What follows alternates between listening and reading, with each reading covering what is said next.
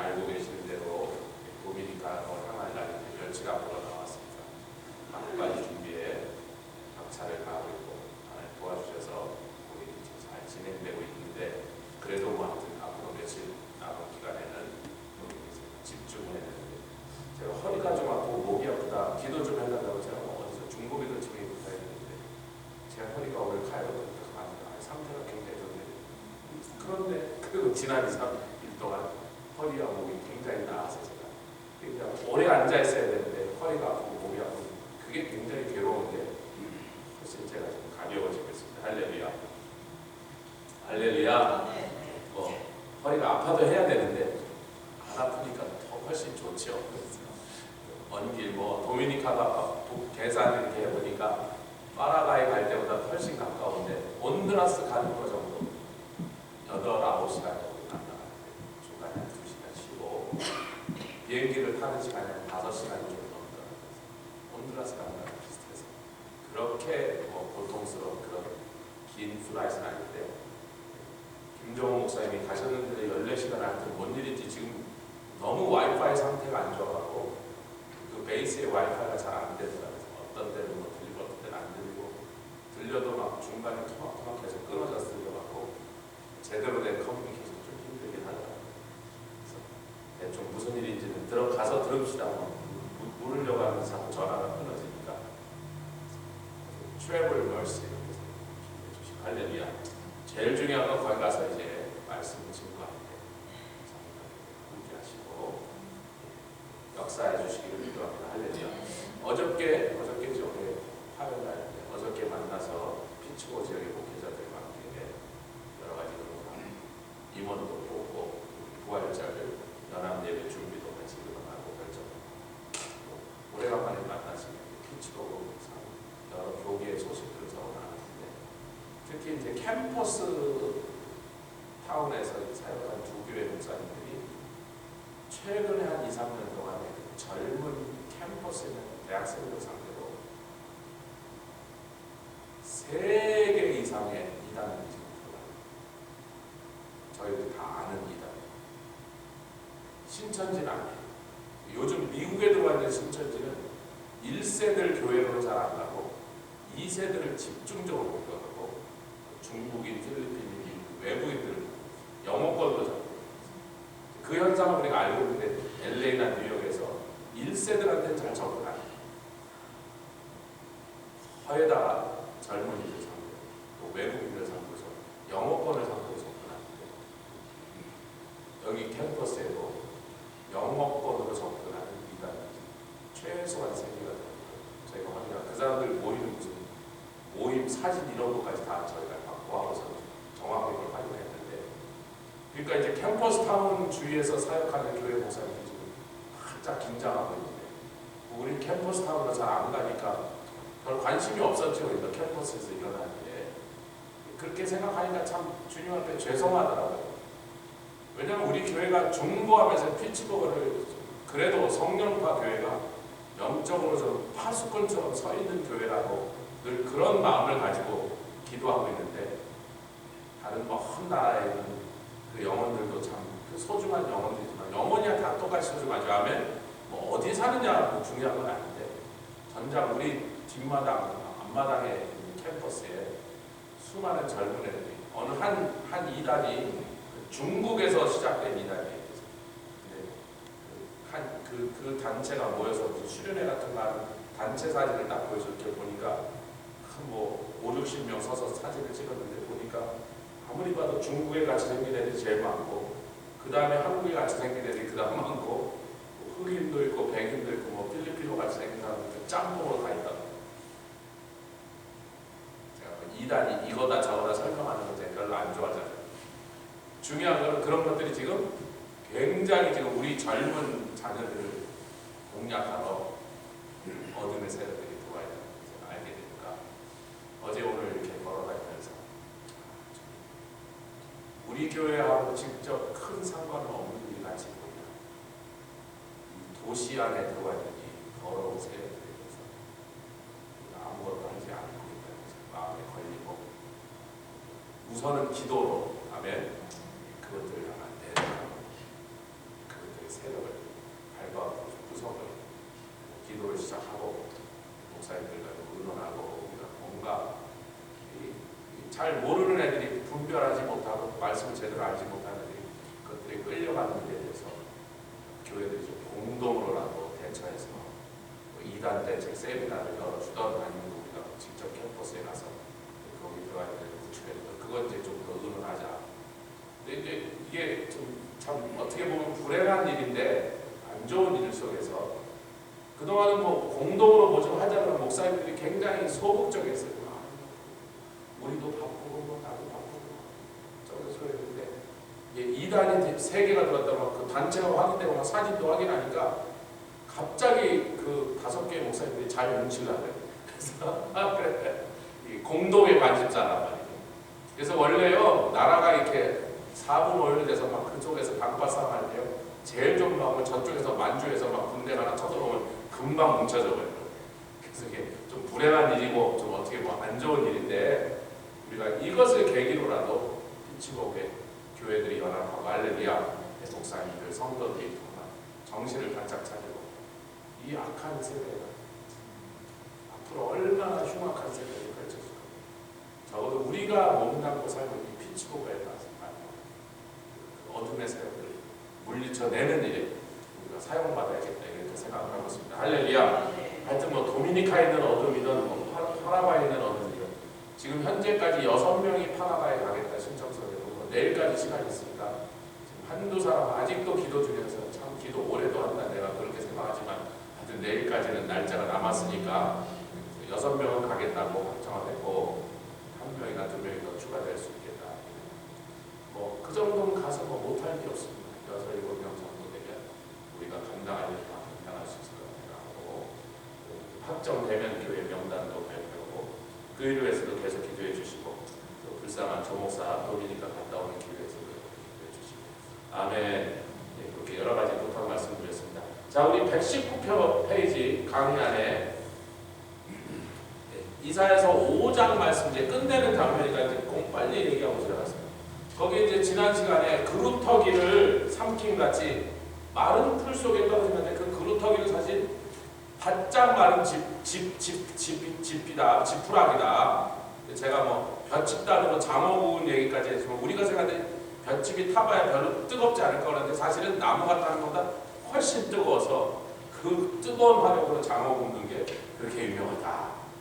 중요한 건 그 그루터기는 불에 잘 탄다는 성질을 갖고 있는 걸 얘기하고 있었고 이렇게 확 태워버릴 것인데 그래서 5장 25절에 보면 그렇게 확 태워버림으로 시체가 거리에 그냥 널려있을 정도로 하나님이 크게 이 성을 치실 거다 말씀하셨는데 그 정도 되면 분이 풀릴 줄 알았는데 26절에 넘어가니까 5장 26절 보겠습니다.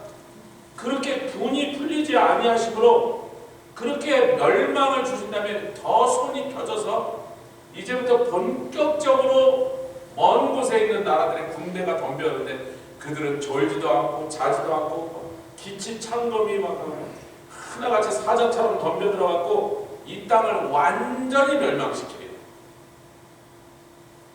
한 번쯤 그냥 적군이 휩쓸고 들어가는 정도가 아니라 이 나라를 멸망시켜버리라는 그런 최후의 심판까지를 선포하게 만드십니다. 근데 이것이요 3번 그 일이 일어나는데 예루살렘이 완전히 적군의 손에 떨어져서 함락되어 크게 살육을 당하는 일을 3번을 얘기하시는데 첫 번째는 BC 586년 이사야가 죽고 100년 후에 정말로 바벨론에 의하여 완전히 멸망하는 일이 벌어집니다. 아멘 하겠습니다. 우리는 역사적으로 그걸 잘 알고 있으니까 길게 떠들 필요 없죠. 모든 문헌을 통하여 그렇게 된 게 확 다른 엑스트라 비블리컬 소스, 다시 말하면 성경 외의 고고학적 문헌에도 전부 그 사건을 똑같이 기록하고 있고 그리고 거기서 발굴한 것에 거기에 그냥 발굴한 것들 속에 그것이 기록되어 있으니까 바벨론 성벽이 지금 이라크에 바그다드 조금밖에 모슬이라고 하는 데가 옛날 바벨론이잖아요. 이라크 전쟁 영화를 전쟁 다큐멘터리 뉴스를 보면 모슬 전투가 굉장히 많아요. 아이시스가 제일 흉악한 짓 할 때도 그 모슬이에요. 거기가 바벨론이 옛 바벨론이 서 있던 자리예요. 땅 파니까 뭐 다 나와서 성벽이 나오고 궁전이 나오고 신상이 나오고 거기에 적혀있더란 말이에요. 유다를 공격하여 어느 왕 때 그런 얘기가 바벨론 왕의 업적을 이런 말이 되죠. 길게 얘기하는 거죠. 그 다음에 AD 72년에 로마군에 의하여 예수님 말씀하신 돌 위에 돌 하나도 남지 않아요. 우리는 그 얘기를 뭐 그냥 수사적 표현이다, 뭐 표현을 그렇게 한 거지 그랬더니 이스라엘에 가서 이제 그 가이드 하신 목사님 설명하기를 왜 그런 일이 벌어졌냐면 로마군이 거길 공격하면서 로마군 사이에 이런 헛소리가 퍼졌대요. 저 유대인들이라는 것들은 저 성전에다 옛날에 그렇게 금을 많이 발랐는데 그래갖고 그 성전에 금 돌과 돌 사이를 붙이는 접착제가 금이었다 이런 소문이 퍼졌다는 거예요. 그래서 돌과 돌을 다 뜯어내서 그 사이에 금을 발라놔서 금을 벗겨내려고 그러니까 기어이 금거든요. 여러분 돌 하나가 2톤입니다. 여러분.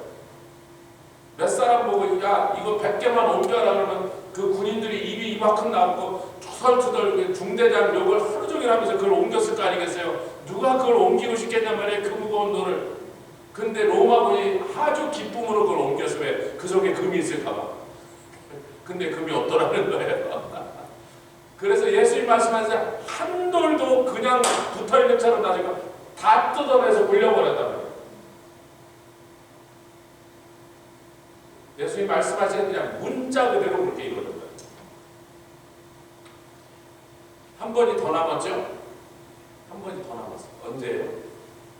적그리스도가 온 세상의 군대를 아마겟돈으로 모았습니다. 근데 그날은 시온 땅에 살고 있는 사람의 3분의 2가 살육을 당했어요. 스가랴서의 기록들입니다. 3분의 2가 죽었는데 나머지 3분의 1도 이제 오늘 다 죽게 생길 그때에 예수님이 재림하시는 장면으로 할렐루야. 그 3분의 1은 살아남는 일이 이제 우리가 이제부터 일어나는 일이다. 그걸 우리가 알고 있다는 거죠. 할렐루야. 뭐 5장은 그렇게 끝내면 될 것 같아요. 근데 이사야서 28장 28절이 중요합니다. 이사야서 28장 28절에 여러분 강의 안에 있는데 121페이지에 너희의 사망으로 더불어 세운 언약이 패하며 음부로 맺은 맹약이 서지 못하며 넘치는 재앙이 유행할 때 무엇을 의지한다? 적그리스도 즉 마귀와 맺은 언약을 우리는 저 그리스도가 왜 그들은 적그리스도인지 모르고 그 적그리스도를 마귀가 그리스도인 줄 알고 생각하고 있었기 때문에 저 메시아하고 우리는 언약을 맺었단 말이에요. 우리를 칠 리가 없다. 왜? 맹약을 맺었으니까. 여러분 그런데요. 지구 인류의 역사 동안 어느 나라가 그런 맹약을 맺었을 때 그 맹약이 안 깨지고 끝까지 간 일은 큰 순 말장난이에요. 정치 상황이 딱 바뀌면 바로 쳐도 오늘 빅터 목사님 만났는데 그분은 제가 선교 간다고 꼭 만나자 그래서 만나면 주로 기도해 주던지 가끔 이렇게 돈도 찔러주고 가다가 가서 레슨 아니 목사님 필요하면 쓰세요. 큰 돈을 안 주시지만 옛날에 제가 선교질 갈 때 그렇게 몸에 고통 중에 있을 때 그분이 제가 그런 데 보고 손 얹고 기도하더니 그날로 나았거든요. 오늘도 이제 제가 기도합니다. 저를 동생처럼 제가 이렇게 사랑하십니다.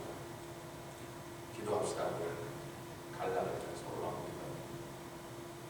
딱 손을 대는데 손이 굴떡을 성령의 권능으로 막 기도를 하세요. 그 기도를 받고 그분이 그러는 거예요. 그분 교회가 러시아 교회니까 40%가 우크라이나 사람, 45%가 러시아 사람, 나머지 5%는 뭐 본인처럼 벨라루스, 몰디브, 뭐 이쪽 저쪽 조지아 이렇게 해서 100%가 러시아 스피킹인데 러시아 사람이 45%, 우크라이나 사람이 40%예요. 그 교회 지금 우크라이나 전쟁 때문에 도망쳐난 난민만 한 20명이 나오고 있습니다. 피츠버그에 도착해서 잘 보호할 때 없으면 다 이 교회로 데려가서 도와주고 직장도 잡아주고 아파트도 얻어주고 그분이 그런 거예요. 조 목사님 우크라이나를 나토와 미국이 도와주겠다고 하면서 핵무기 없애라. 민스크 조약이에요.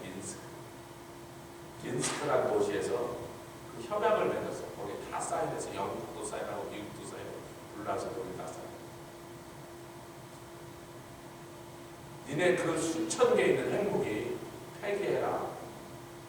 그러면 절대로 너희들이 공격당하면 우리가 막아주겠다라고 다 사인해. 그게 30년밖에 안 된 일이에요. 근데 미국이 지켰습니까? 영국이 그 약속을 지켰습니까? 나쁜 놈들 그런 거죠. 걱정 말고 그 핵무기 없애고 있다. 절대로 너희들 공격받지 못한다. 자기 교회에 와 있는 그 한 20명은 왜 와 있냐면 그 동네가 완전히 초토화돼서 사람이 살 수 없는 땅. 집이 부서지고 온 동네가 다 부서져서 길도 부서지고 다리도 부서지고 아무도 거기 살 수 없게 돼서 거기서 살 방법이 없으니까 나온 거예요. 여기까지 흘러들어요. 난민.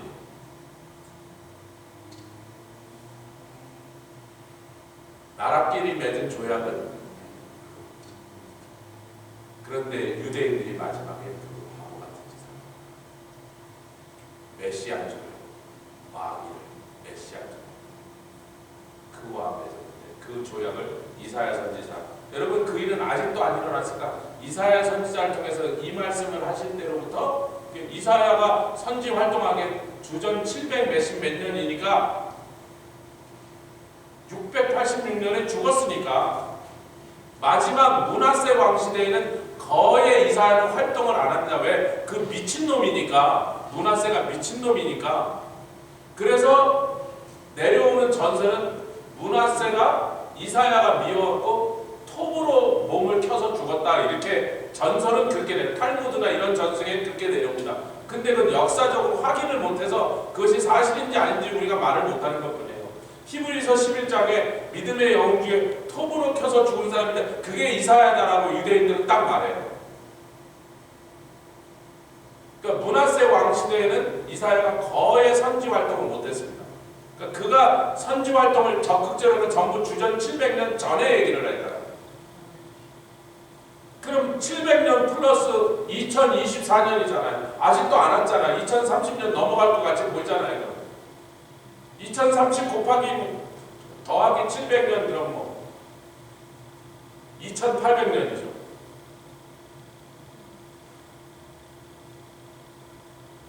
근데 2800년 전에 이사야를 통해서 말씀하셨는데 그게 이제부터 일어날 일인데 유대인들이 적그리스도와 맥락을 맺고 철석같이 그것을 믿고 이제 우리에게 드디어 평화가 왔더라. 아무도 이제는 어느 나라 군대도 우리를 치지 않을 거다라고 그렇게 안심하고 있을 때 그게 뭐예요?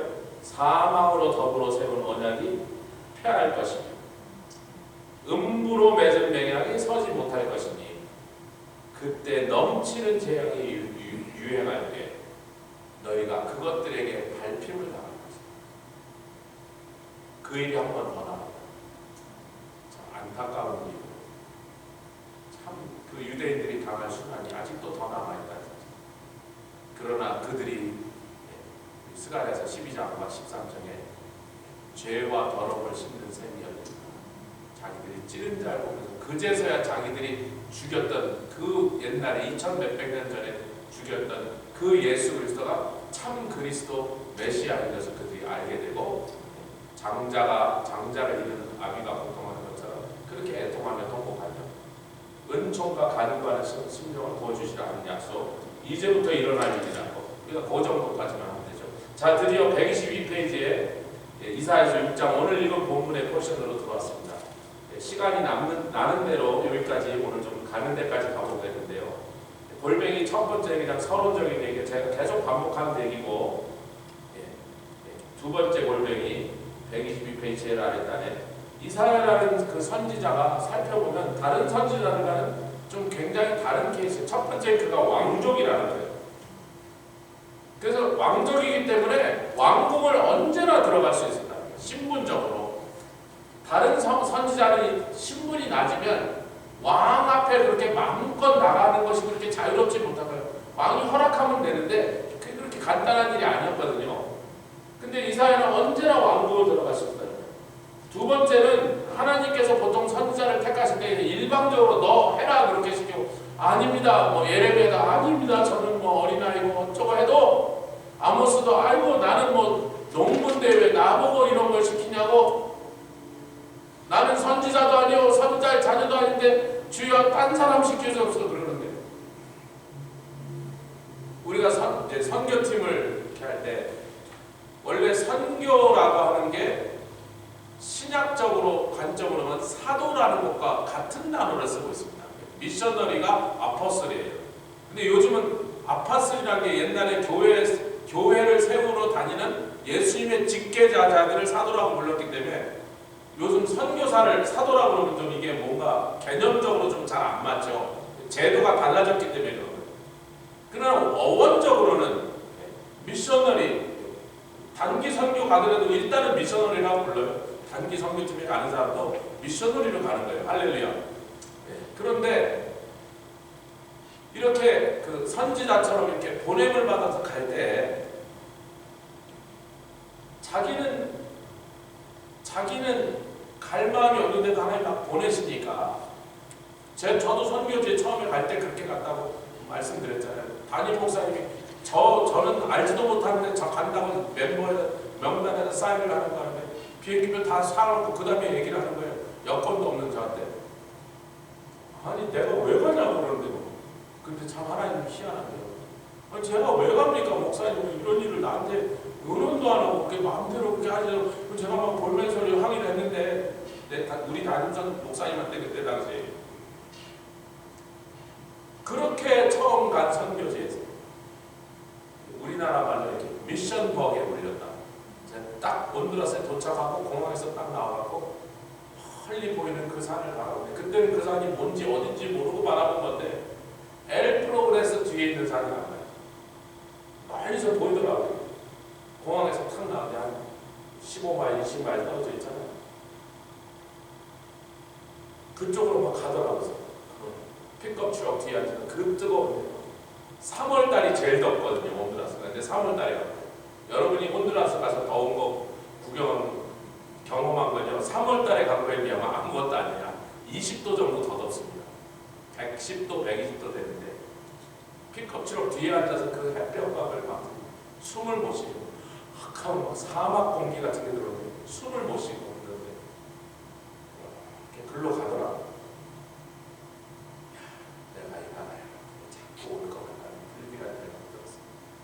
불길한 예감대로 지금 20몇 번을 더 갔다. 그러니까 하나님이 어느 나라 가라 그럴 때 그냥 거의 일방적으로 저는 동의하지 않고 갈 만한 상황이 아닌데 가라 그래서 가면 가는 거예요. 근데 굉장히 특이하게 이사야는 전혀 다른 과정을 통하여 그건 뭐냐면 하나님이 어떻게 선지자를 선지자로 준비시키는가 하는 그 영적인 프로세스죠. 그러니까 눈에 보이지 않는 겉으로는 이해될 수 없는 속으로 하시는 그 심령 속에서 하시는 얘기들을 보여주는데 여러분 환상이 딱 열린 거죠. 여기 환상이라는 표현을 안 쓰는데 왜냐하면 구약시대는 환상이라는 표현을 쓰지 않을 때입니다. 아직까지. 근데 성전에 들어갔어. 갑자기 눈에 보일 수 없는 것이 눈에 보이기 시작해요. 여러분 지금 이사야서 6장 초반에 표현되고 이렇게 자세하게 묘사되고 있는 것은 눈에 보이지 않는 것들입니다. 아멘.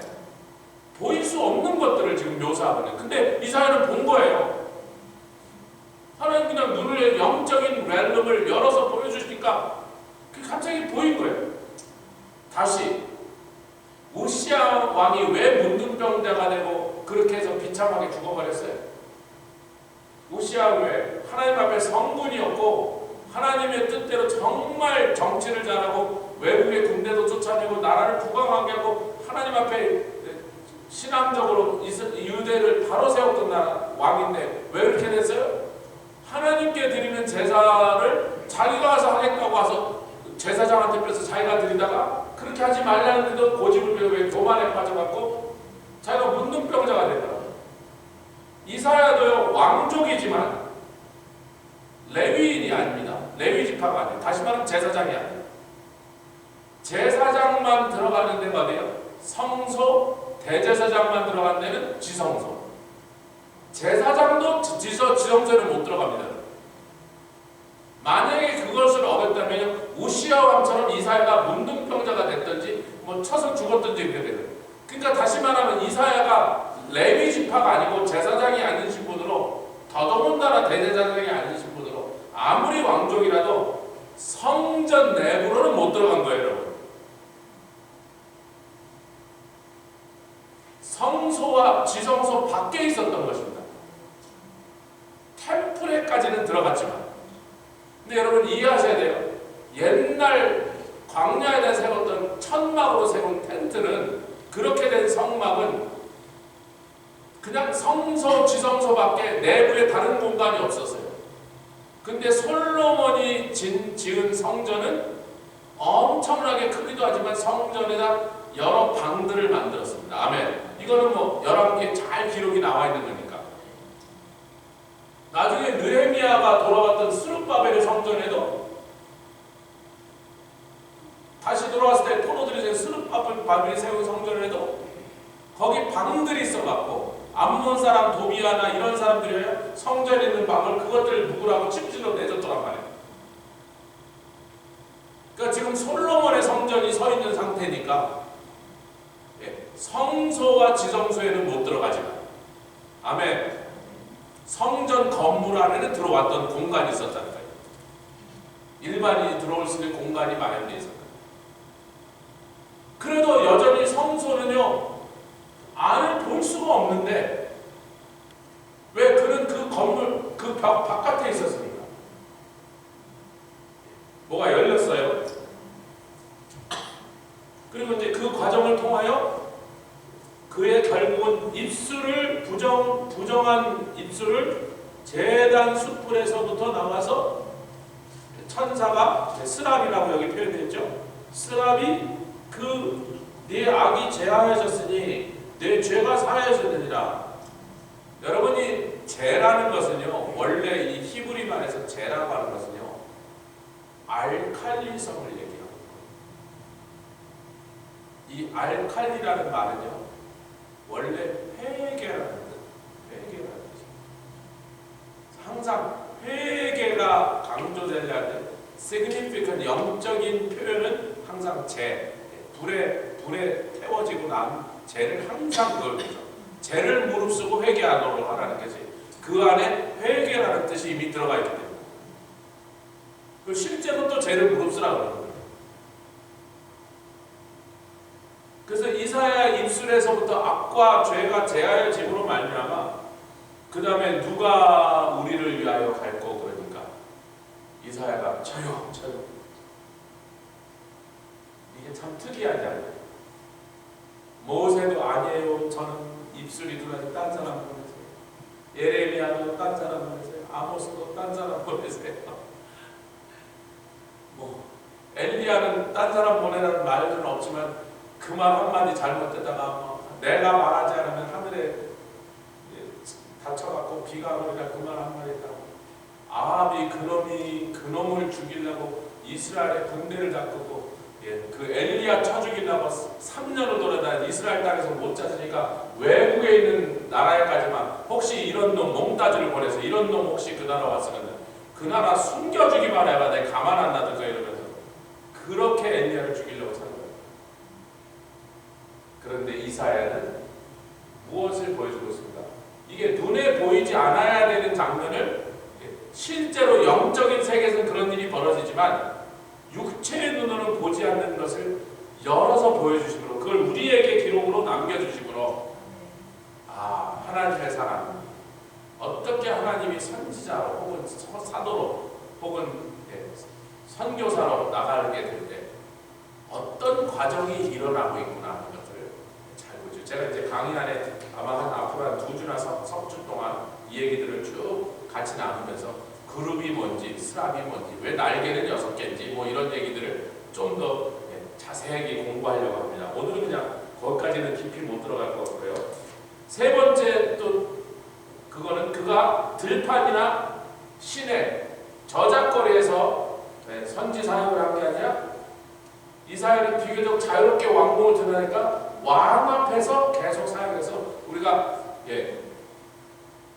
우시아가 죽던 해에 아하스라고 하는 사람이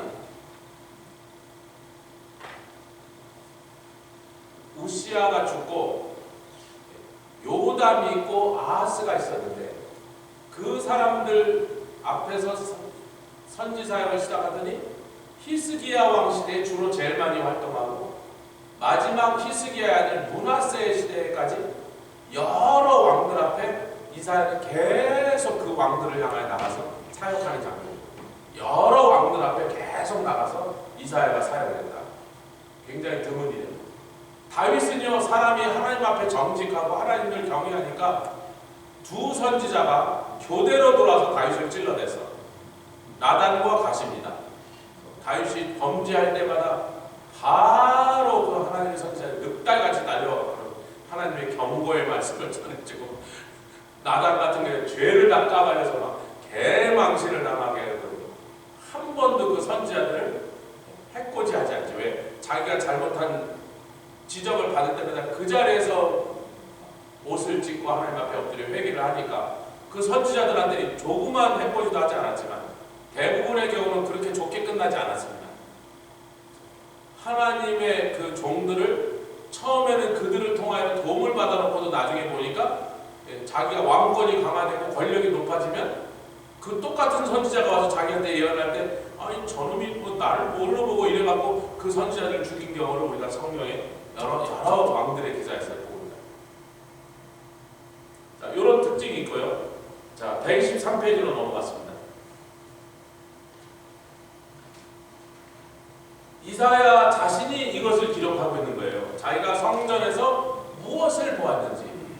하필이면 왜 우시아 왕이 죽던 해라고 밝혔냐면 이 우시아 왕이 죽기 전에 그가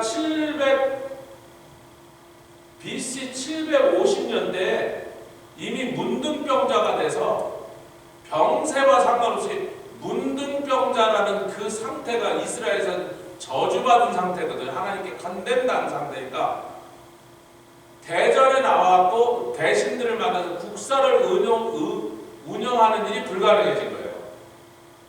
죽은 건 그러고 11년이 더 지나서인데 BC 739년에 죽었는데 750년부터 자기 아들 요담인데 그때 당시 요담이 15살짜리 소년이란 말이야.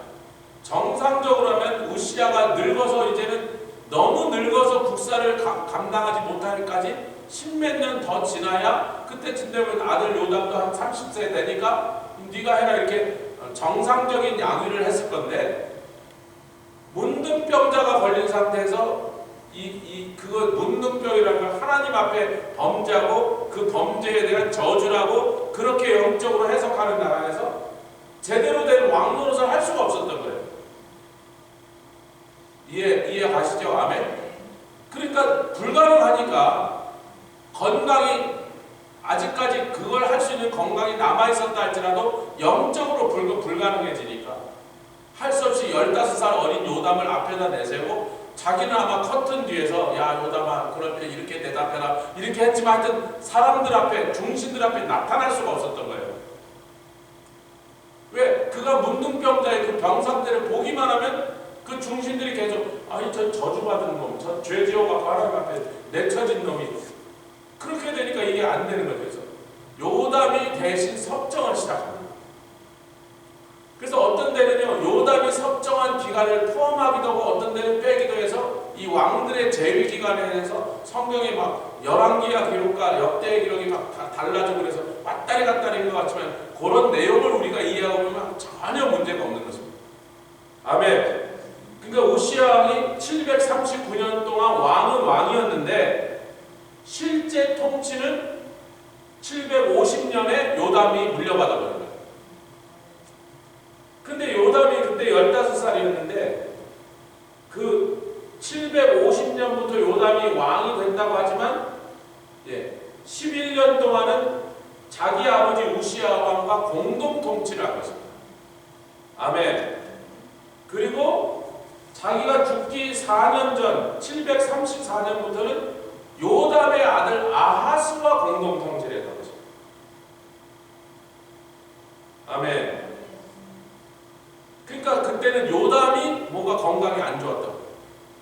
40몇 살에 죽었으니까 그렇게 장수하는 사람은 아니라는 거죠. 그러니까 벌써 40살이 넘은 다음부터 요담이 굉장히 몸이 안 좋아지니까 아들을 또 내세워서 아하스를 공동 통치시킵니다. 그리고는 4년 뒤에 죽고 그 다음부터 아하스 혼자 통치를 하게 됩니다.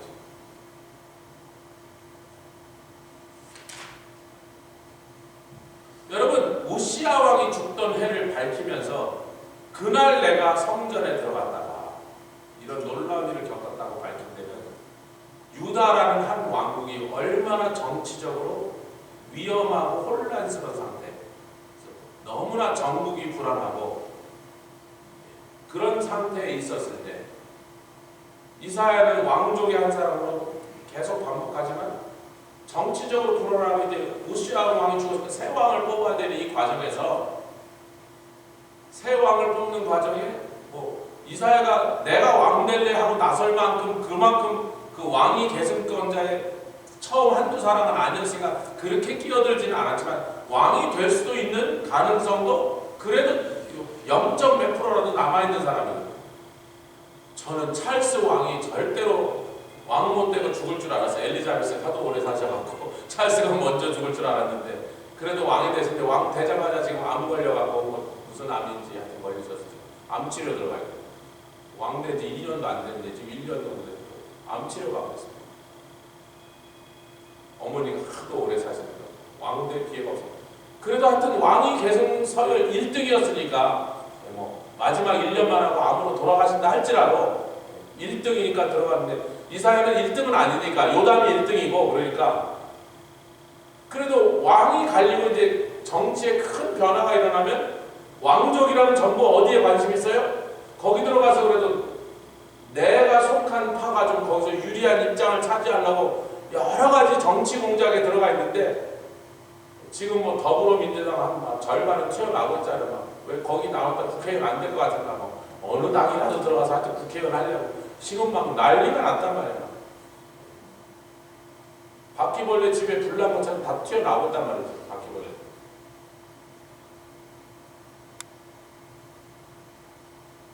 왕궁으로 다 향할 때 자기는 성전을 향했어요. 여러분, 이사야가 성소에 들어가는 게 허락됐습니까? 안 됐습니까? 성소까지 들어가요. 요한복음 1장에 누가복음 1장에 세례 요한의 아버지 사가랴가 마침 제사장의 직무를 해볼 때를 들어갔을 때 백성들이 들어가는 게 허락돼 안 돼요. 근데 사가랴가 분양하고 있는 동안에 백성들은 밖에서 기다리면서 기도하고 이사야가 기도하러 간다. 무엇을 위해서? 그 나라의 운명을 보자. 왜냐하면 우시야가 그 범죄한 그 한 일만 빼놓고는 하나님 앞에서나 나라의 왕으로서 굉장히 성군이고 명군이었단 말이에요. 그 사람이 다스릴 때 유다라는 나라가 강성해졌기 때문에 백성들의 마음이 지금 너무 속상한 거예요. 저렇게 좋은 왕이 그 한 번의 실수를 안 했더라면 나라를 얼마나 더 튼튼하게 반석에 올라갔어요. 그 안타까운 마음, 자기 나라와 민족을 염려하는 마음으로 왕궁으로 가지 않고 성전으로 가는 그 마음, 아멘. 그 마음을 하나님 보셨다. 보내려면 저런 아니 그날 그 성전에 아무리 봐도 이사야 혼자밖에 없는데 여러분 혼자밖에 없는데 누가 우리를 위하여 갈고 누구를 보내고 누구 들으라는 소리예요. 그런데 그 사람밖에 없는데 그렇게 말씀하셔서 그 소리 듣고 미? 저요? 이사야를 보내시길 원한 거죠. 그런데도 왜 누가 우리를 위하여 갈고 네가 가라고 안 그러냐면 그래도 가야 되는 마음은 누가 통과해야 된다? 가기를 자원하는 마음과 하나님 보내기를 원하는 마음이 합쳐졌을 때 그때 보내심을 받는 거예요. 아멘. 아멘. 아멘. 하나님께서 그 마음,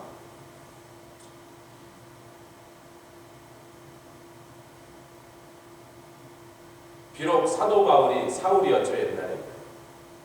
밤의 새까지 쫓아가서 예수 믿는 사람을 죽이려는 것은 정말 복음을 알지 못하는 무지막지한 행동이었고 하나님의 일을 크게 망치는 잘못된 행동이었지만 몰라서 그 하나님을 정말 경외하고 섬기겠다는 그 열정 하나만큼 누가 막을 수도 당해낼 수도 없어요. 그 당시에 수많은 율법을 지키는 유대인 중에 그가 나중에 사도행전에 그러잖아요. 내가 우리 조상들의 율법의 유전을 지키는 일에는 그 어떤 사람보다도 더 예, 아주 유난을 떨었다는 거예요. 하나님이 그것을 어여삐 보셨다는 거예요. 나쁜 마음으로 그런 건 아니거든요. 그가 무슨 악한 생각으로 자기 사리소욕을 채우려고 그런 게 아니에요. 자기 딴에는 하나님을 제일 잘 섬기는 그 길을 간다고 한 것이 그걸 모르는 상태에서 예수 그리스도가 누군지 모르니까 그를 전하고 그를 믿는 사람들이 저놈들 다 이단 그렇게 생각하기 때문에 그렇게 했으니까. 그러니까 하나님께서 모든 걸 잘해야 쓰시는 게 아니고요. 그러니까 이것도 잘하고 저것도 잘하고 마음도 착하고 머리도 좋고 뭐 어쩌고저쩌고 다 갖춘 사람을 쓰시는 게 아니라 여러 가지 부족한 점이 있음에도 불구하고 사도 바울 같은 경우는 크게 실수한 게 있음에도 불구하고 어느 한 가지라도 쓸만한 뭐를 발견하시면 그거를 쓰시려고 부르시고 나머지는 하나님이 고쳐주시고 보완해주시고 덮어주시고 알려요. 제가 지금 도미니카 가는데 김정 목사님께서 조목사 와서 당황해 하지 말라고 내가 얘기하는데 중학생 수준이라고 얘기했는데 몇 달 전에 그러셨는데 내가 와서 지금 김종호 목사님 이번 주에 강의하고 계세요. 외부 강사하냐고. 내가 강의를 해보니까 중학생 수준도 안 돼. 그 말은 우리 세상적인 눈으로 육신의 눈으로 볼 때는요. 가서 뭐 강의한다는 게 전부 다 쓸데없는 시간 낭비가 된다. 못 알아듣고 뭐 그렇게 지적인 수준이 떨어지니 뭐 거기다 강의한다고 뭐가 남겠어. 근데 같이 하겠습니다. 콩나물 씨로 물 주기. 안 자라는 것 같아요. 계속 말씀이라는 걸 부으면요. 콩나물은 자라요. 그 소망을 갖고 합니다. 그들이 하는, 제가 필리핀에 가서 신학교 강의하러 처음 갔는데 저도 난생 처음 신학교 강의하러 갔는데 나폴레옹 얘기를 했어요. 제가 무슨 영적 전쟁을 사면 군대 얘기, 전쟁 얘기를 나폴레옹 얘기를 했는데 눈동자를 보니까 거기 한 40몇 명이 앉아있었는데 다 눈동자가 이게 MT예요. 막 나폴레옹은 항상 신나게 얘기하고 호병대 같다고 기병대 같다고 막 이런 얘기를 하고 있는데 다들 이렇게 MT 룩으로 쳐다보고 있어요. 좀 이상해서 가만 나폴레옹이 누군지 몰라요? 모르겠어요. 앞에 있는 사람 다 모르겠어요. 여기 한 4, 50명 앉아있는데 한 50명쯤 앉아있어요. 나폴레옹 아는 사람 없어요. 딱 한 명이 손을 들었어요. 나폴레옹이 누군지 한 번도 못 들어봤대요.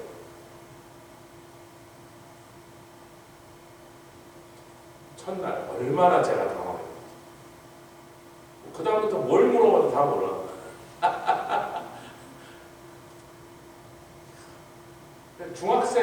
중학생이면 알잖아요. 그래서 그때부터 이제 선교지 가서 강연하러 갈 때 이제 그걸 알았어요. 목사 신학생들도 여기 미국으로 치면 중학교 1, 2학년 수준, 지적인 수준밖에 안 돼요. 온두라스 목사님들은 상당히 낫더라고요. 제가 보니까 고등학생 수준쯤이에요. 희한하게 왜 그 나라 더 높은지.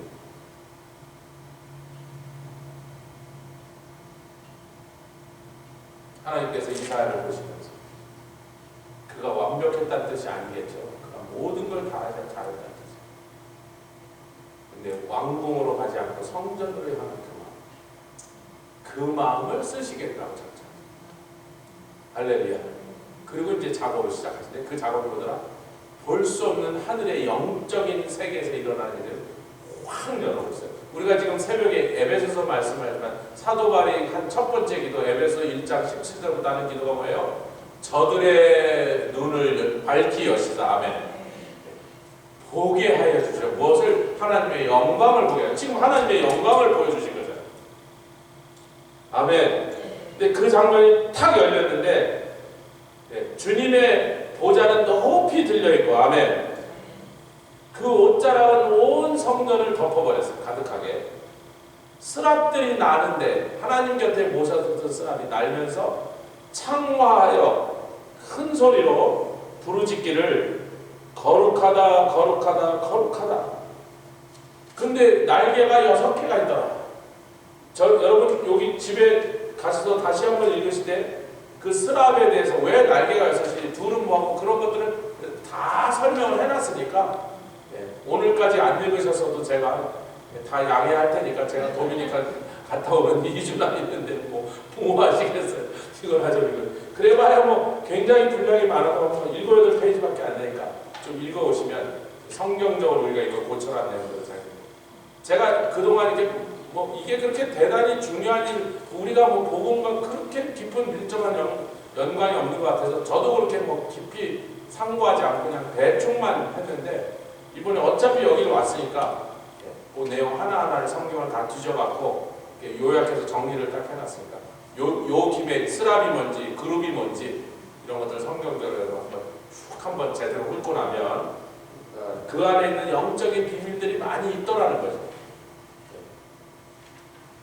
125페이지까지 넘어갔습니다. 요것만 넘어가겠습니다. 주께서 높이 들린 보좌에 앉으시는데 125페이지입니다. 성전이 우주를 통치하는 우주의 중심이다. 아멘. 근데 원래 땅에 있는 성전에 내려와 계실 분이 아니고 저 하늘 보좌 위에 계신 그곳에서, 그곳에 있는 보좌에서 우주를 통치하시는데, 여러분 가끔요, 여러분 저 좀 보세요. 한국에 여기저기 가면요 행궁이라는 건물들이 있어요. 저기 경기도 남양주에 가면 행궁이 있습니다. 그런데 왕이요 전쟁 때 도망가든지 아니면 지방을 순시할 때, 저 좀 보세요. 지방을 순시하러 서울을, 도성을 떠났을 때 행궁이라면 길거리에 나갔을 때 궁이라는 뜻입니다.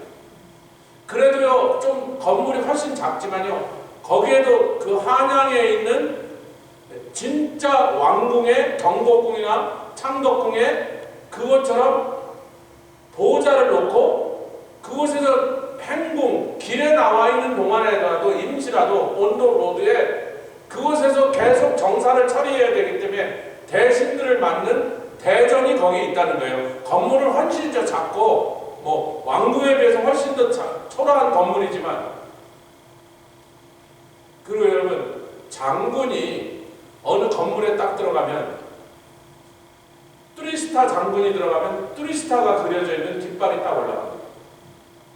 어느 베이스에 투스타 장군이 도착하면, 뭐 군대 계셨으니까 투스타 장군이 어느 베이스에 딱 도착하면 그 베이스의 뒤에 미국 국기와 함께 그 부대기와 함께 세 번째로 장군기가 딱 올라간다. 투스타 장군이 여기 이 베이스에 지금 와 있단 말이에요.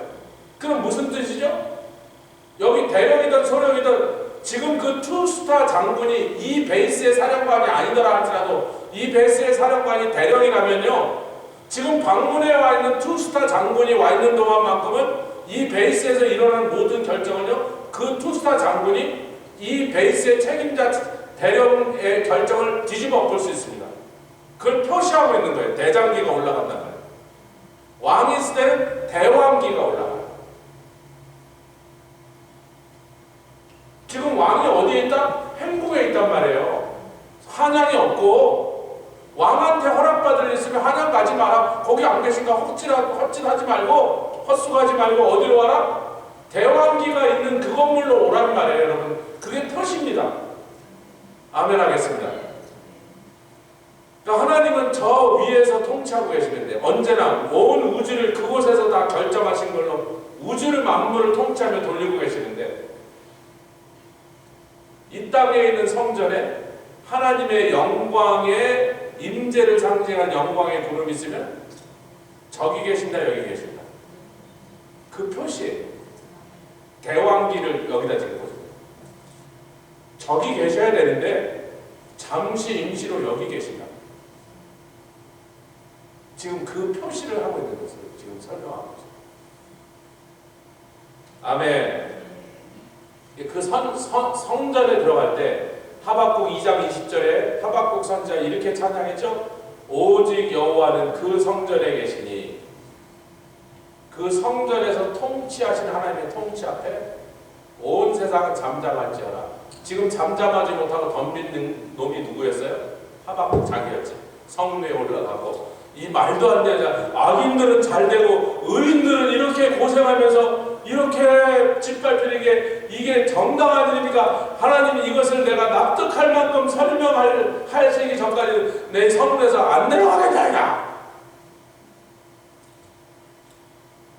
성루에 들어갔어야 돼. 성전에 들어갔어야 돼. 성전에 들어가면 저절로 잠들. 여러분 이 얘기를 솔로몬이 전도서에서 5장 1절에 또 얘기했나? 예? 너는 하나님의 전에 들어갈 때 내 발을 삼갈지어다. 거기 가서는 가까이에 말씀을 듣는 것이 우매자의 제사 드리는 것보다 나으니 너는 하나님 앞에서 함부로 입을 열지 마. 성전에는 들으러 온 거예요. 통치하신 하나님이 내리는 명령을 들으러 온 거예요. 아멘. 인스트럭션을 들으러 온 겁니다. 근데 여기 와서 내가 입을 열으라고 하박국에 했던 똑같은 짓을 성전까지 와서 하면 그거 막 우매자다. 우리가 잘 아는 말씀들이에요. 그러한 어떤 영적인 의미들을 지금 다 이 한 표현 속에 주께서 높이 들린 보좌에 앉으셨는데 그 보좌가 지금 어디에 셋업되어 있냐면 성전 안에 셋업이 된다. 갑자기 이사야가 분명히 하나님께 와서 구할 내용이 있었고 청원할 내용이 있었음에도 입을 딱 다물어 버려요.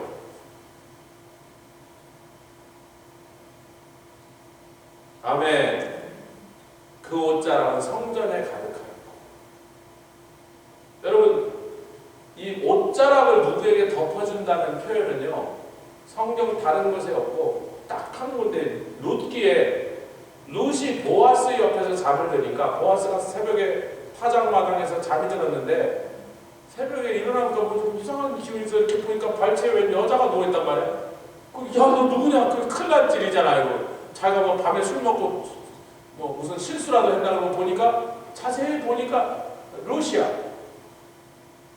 왜 그러냐 했더니 이제 룻이 얘기를 하지. 우리 시어머니 나오니까 이렇게 여차저차해서 어제부터 내가 타장만 했는데 당신이 나한테 선대하고 해갖고 여기 들어와 있으라 그래서 들어왔다. 그랬더니 보아스가 그 여인을 칭찬하면서 네가 젊은 남자 얼마든지 가서 보았으면 나같이 늙은 남자한테 와서 네가 그렇게 하는 거 참 그 마음이 기특하다. 칭찬을 잔뜩 하더니 그날 뭐 어쩌고저쩌고 그런 일은 없고 원래 꼴릴 일 없고 그 옷자락으로 시녀를 덮어서